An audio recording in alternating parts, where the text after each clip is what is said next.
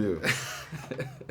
The basketball fans. Yeah, it's Mike Melindy from Rolling Out, sitting here with the greatest point guard in the game right now. How you feeling, first of all, sir? I'm good, brother. Good, good. You know, one thing about this film that I really enjoyed was just watching how comfortable you seem to be on camera. So talk about just the whole movie-making experience and the experience in front of the camera. Yeah, no, it was really new. It was a great experience, a great challenge as well. Gave me a new appreciation for just acting in general. Didn't know that Uncle Drew would turn into a feature film, so to see that evolution happen now is pretty awesome. And how fun is it? I mean, basketball obviously is always, you know, a pretty just colorful sport from the characters and the athletes that we see that are part of it. How fun is it for you to be working with, you know, some of the legends that were in the film, like, you know, Reggie Miller? Yeah. It was incredible. It was incredible. You know, picking their brains on a lot of what they went through during their time in the league.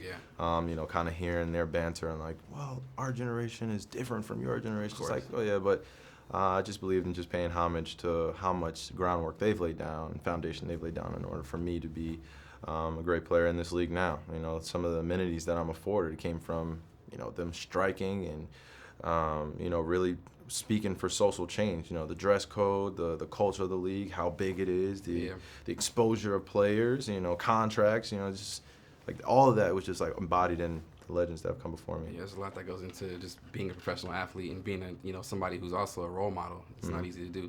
So let me talk about that a little bit when it comes to the pressures that athletes experience. I mean, how do you deal with, you know, the mental pressures as well as maintaining yourself in a positive light on the platform that you have? Man, I'm gonna be honest with you, it's one of the hardest things to do. You just really become great at suppressing. What do you mean by that? You just suppress a lot of emotions because now you become a transparent view for everyone to speculate, Right. put who you are out there, and write whatever they want, say whatever they want, and you literally have to remain professional at all times. So a lot of how you feel, you're not able to convey it or, you know, honestly communicate it. You know, if you really say, I don't really care about anything, it's just like people's like, what? We said that about this?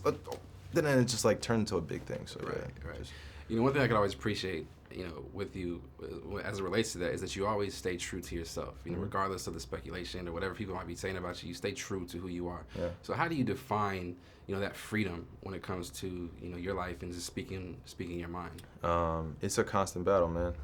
But I fight for it because I fight for other people as well. I fight for not only just the culture I embody, but I fight for those who are coming after me and those who have come before me.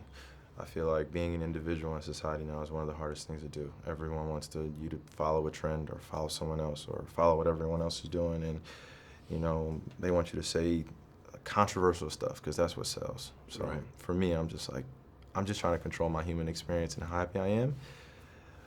Everything else from that point is like, you know, it really doesn't matter. I have my daughter, I have my family, everyone else. I care, you know, about peace and harmony, man. So if you're not an advocate for that, then it really doesn't matter to me. For sure. Yeah. To switch gears real quick, did you watch the finals this year?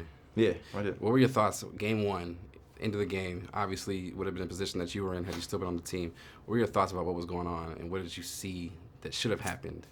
I mean, stuff happens, man. Like, it just, in the finals being in that magnitude of a moment, stuff happens, you know. You can see anything in the finals, like George Hill getting up there, like, man, you got to knock that free throw down. You go up one, you know, he misses it, JR gets it, a mistake happens, we have timeouts left, you know. It's just a spur of the moment where now it's like, after that, Warriors go on a 10-0 run, you know, or they beat them by 10 in finals. They're like, man, they almost had that game. And it's just like, now you play the what-if game. What could have happened?